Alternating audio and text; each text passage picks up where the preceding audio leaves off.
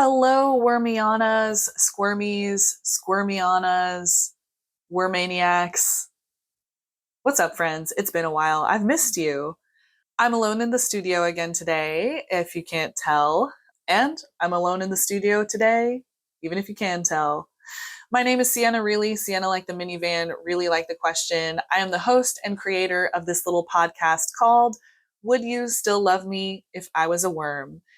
Today on my Instagram, if you want to follow me at WormPod, you may have seen that I asked for questions. I asked the followers if they had any questions for me. I opened it up to anonymous questions too, and it got a little silly. So I'm going to address those questions, and I hope you enjoy.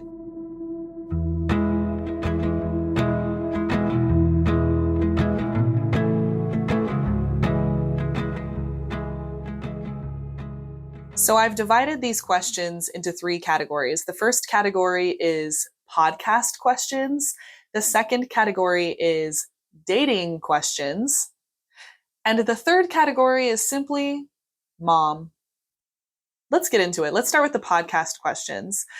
Somebody asked, why does the title of the podcast use was and not were? As in, the title of this podcast is, Would You Still Love Me If I Was a Worm? And it's not, Would you still love me if I were a worm? Now, this is a great question. And actually, before I created the podcast, before I decided on this title, I went back and forth for a long time because I think the correct grammar is actually, would you still love me if I were a worm? However, the original tweet from Twitter user at ShutYourHell used the word was. Therefore, I'm also using the word was. I don't think it's the most correct grammar, but it is the most accurate to the meme, in my opinion. So that's why it's was and not were. Great question. Thanks for asking. What podcast software and or equipment do you use? I'm going to keep this short because it's not worth talking about for a long time. So I've created an account on Podcastle. I upload my content, which I record on a free with ads voice recorder app that I had to download from the Google Play Store. And then I upload it onto Podcastle. And by the way, I record using some little clip-on Amazon microphones that were like $8 for the pair that I have. And they work fine. They're not the most fancy, but they work fine. Anyway, I record everything using the little Amazon microphones and the free with ads voice recorder app on my phone. I upload that to Podcastle, and then I can edit it on Podcastle using the like internal editing software, whatever, the program itself, I guess, that's built into the website. The membership that I have or the plan that I have on Podcastle is free. However, there is at least one paid version that gives you more features. I just don't need it for what I'm doing here. So I don't have the paid version. Anyway, I upload everything to Podcastle, and then it will give me options for what other podcasting hosts or platforms or whatever you want to call them, streaming services, whatever, that I want to share my podcast with. And as I update on Podcastle and publish on Podcastle, those other sites will get updated, with the exception of freaking YouTube. YouTube is pissing me off lately. You may have noticed that episode 7 was like a week late. And then that's the most recent episode. That's the latest episode that you can find on YouTube. It's because I'm having to go in and manually upload each episode myself. I don't know why it's doing it all of a sudden. The first 6 episodes were fine. Suddenly with episode 7, YouTube said, screw you, Sienna. You're going to have to do it the old-fashioned way. So it's very tedious. I got into the podcast business because I thought it would be easy and not really a business. But here we are. Everything I do is for you, Wormianas. Just kidding. A lot of what I do is for me. Which leads me to my next question, actually. What's been the most challenging thing starting your podcast? And conversely, what's the most rewarding thing about it? The most challenging thing is just figuring out what the heck I'm doing. If you're listening to this, you're listening to, I think, episode 9. Oh, actually, this is episode 10. Aw, double digits, baby. I want it to be authentic and personal to me, but I also want it to be like at least vaguely enjoyable for people to listen to. You know what I mean? So balancing what I want to talk about and what I want to say with what I think that people might actually want to hear. That's the most challenging part of this. But the most rewarding part for sure is each week seeing all the Instagram comments, the Spotify Q&A. I have one review on iTunes. Shout out to my one 5-star review on iTunes. Seeing all the feedback from everybody and seeing how much some of the things that I say actually resonate with people and some of the things that my guests say really resonate with people in a positive way. That is so amazing and not really what I expected. I kind of expected this podcast to be like heavy on the comedy, just like me bullshitting with my friends. And I kind of expected to get a couple of people listening and commenting like hee hee ha ha. I did not think that people would be messaging me on Instagram saying, listening to you and your mom talk made me cry. I was not expecting. I brought some of the things that you and Aaron talked about to therapy today. That is not at all what I was expecting, but it's been really amazing to see. You know, this is a two-way street. One of the things that I love about theater and performing art in general is the relationship between the performers and the relationship between the performers and the audience. So I've definitely carried that mindset to this podcast too. I really heavily value the relationship between me and my guests and us and the listeners of the podcast. So yeah, thanks y'all. I appreciate you so much. A couple of people asked about my celebrity dream worm pod guests. And one person actually asked, and this is a direct quote, Jojo Siwa voice, dream guest on my podcast? Who would be some dream guests on my podcast? Honestly, a la Jojo Siwa, not anytime soon, but maybe somewhere down the line, if the worm pod is still going for that long, maybe someday there will be a Would You Still Love Me If I Was Your Ex? Maybe someday there will be that episode. Today is not that day, but that'd be kind of cool. As far as celebrity dream guests, though, in all seriousness, Heidi Klum would be great. I would love to have her on. And I know she's always talking about her Halloween costumes, and she's already had interviews where she talked about her worm costume, but nobody really asked her like what it was like to embody the worm. And nobody asked her about the relationship between her, the worm, and her boyfriend slash date at that party who was a fisherman. Nobody asked her about that. I want to ask her about that. So Heidi Klum for sure, dream guest, dream guest on my podcast. I would also love to find Twitter user at Shut Your Hell and have her on here. You know, she started this whole thing. That'd be kind of cool. The last question that I have in this podcast questions section, the podcast quest section, if you will. Would you want to collab ... eyeballs emoji? And that's a paraphrase because someone specific asked me if I wanted to collab with them, and I'm pretty sure I know who it is. And the answer was immediately yes. Yes, I want to be on the Stupid Bitches podcast. Yes, I want to be on Daniel Does DFW Theater.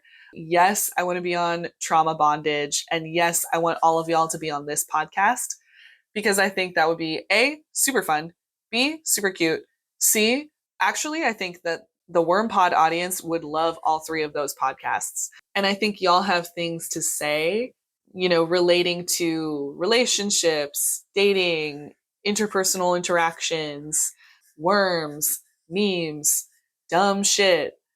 So yeah, 100% want to collab with y'all.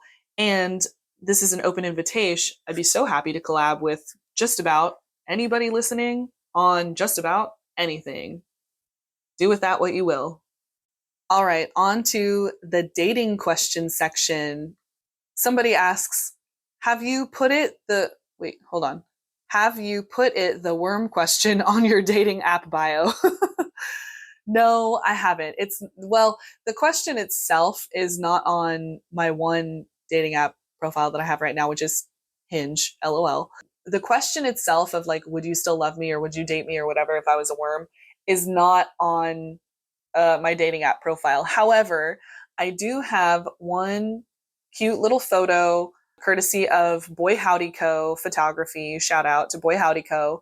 And the caption on that photo is POV, you just told me that you would love me if I was a worm.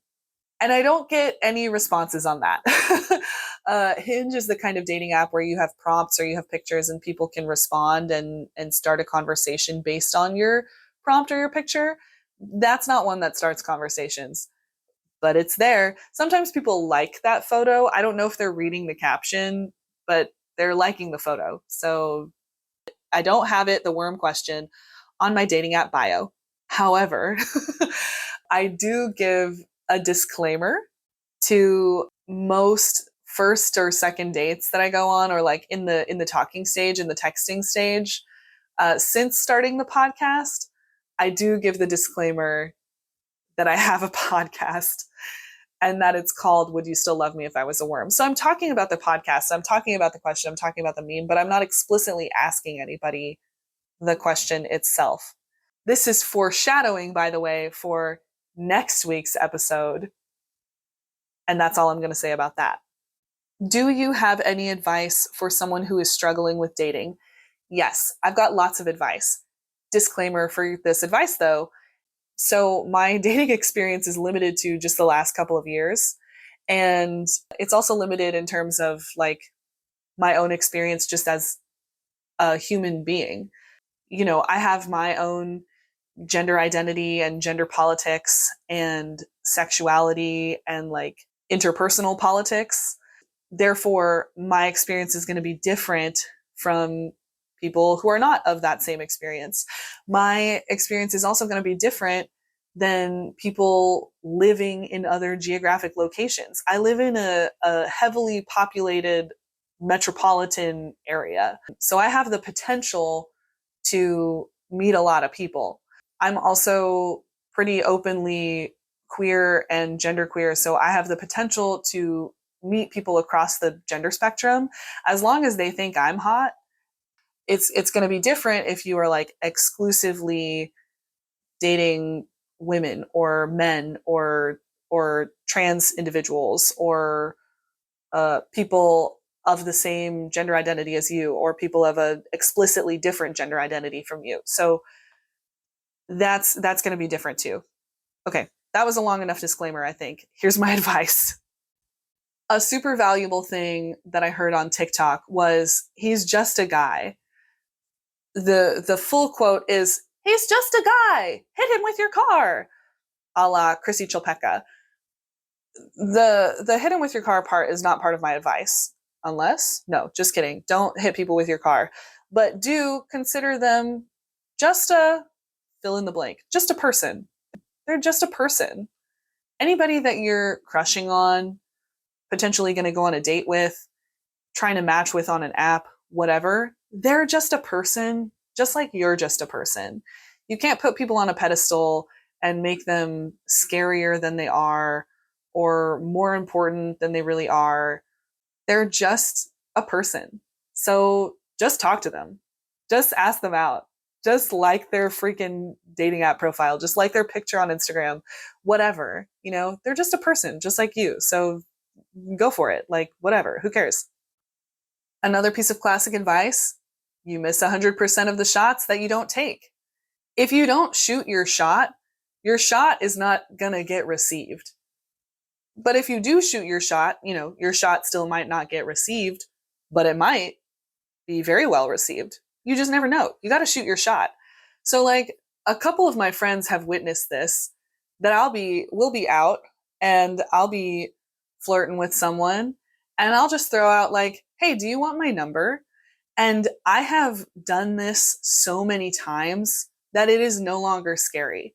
that you just go, hey, do you want my number? And then the other person is either going to go, yeah, obviously I want your number. Thanks. And then you're going to give it to them and then you're going to talk and then maybe you'll fall in love or maybe you'll ghost each other later. Either way, you had a nice little flirty experience and a little ego boost, hopefully. The other thing that could happen is you go, hey, do you want my number? And they go, no, thanks. And you go, okay, have a good one. And then you walk away and everything's fine. That happens to me more often than I'd like to say. But I'm shooting my shot. And there's no shame in that. I have learned that there's no shame in that. And I'm telling you that there's no shame in that. Just shoot your shot. As long as you're not harassing people and when they say no, you go, okay, thanks, and you walk away, like whatever, you're not hurting anybody. So just shoot your shot. This last piece of advice is kind of potentially problematic, but I'm going to give it anyway. When I first started dating, again, at the age of 29, having had absolutely zero dating experience before this in my life, but wanting some experience, just wanting to experience new things, learn new things, meet new people, whatever, I was swiping on apps and chatting with people and texting people and going out to places where single people hang out by myself, going out to places where single people hang out with friends, doing that, setting up dates with people, going on dates with people. I was doing that like it was a part-time job. And I felt like I wanted to do that. It was genuinely really fun for me. I wasn't going to spend that much time talking to people I didn't want to talk to or going out with people I didn't want to go out with. But I also felt like at that time, I was like, this is what I have to do to just get caught up and like figure out how to date, how to talk to strangers, how to flirt with people. Like I had never really like done this before because I had just kind of been in a long-term relationship with my friend for over 8 years. And then before that, again, kind of a long-term relationship with someone I met through friends for almost 4 years. So I didn't know what I was doing. I felt like I had a lot to catch up on just to get to know myself in that context. So you got to invest some time in it. If the thing you're struggling with is motivating yourself to do these things, motivating yourself to start shooting your shot, motivating yourself to start going on dates, start talking to people, whatever, that I don't have any great advice for you. Only you know what's going to motivate you to try something new and to do something scary. But I have a feeling you already know what those motivations are because of the fact that you anonymously messaged someone that you're following on Instagram, / maybe we're friends and I just don't know who you are, but you anonymously messaged me asking for advice. Whatever motivated you to ask the question and to say out loud, I'm struggling with this, I want to not be struggling with this, whatever motivated you to reach out in that way is going to be something similar to what's going to motivate you to reach out to strangers on dating apps, in bars, at the grocery store, at the park, whatever. If you are getting out there and dating, please do so safely, please do so sanely, do your best to be honest with yourself and everybody involved. And then pretty much anything you do, as long as you're being honest with yourself and everybody around you, you're going to be okay. I feel like I could talk about this forever. Maybe I'll do a dating advice episode, but I would have to have a buddy. I would have to get like an actual dating expert or dating coach or something on here with me. I don't think I have the strength to take on that kind of episode all by myself.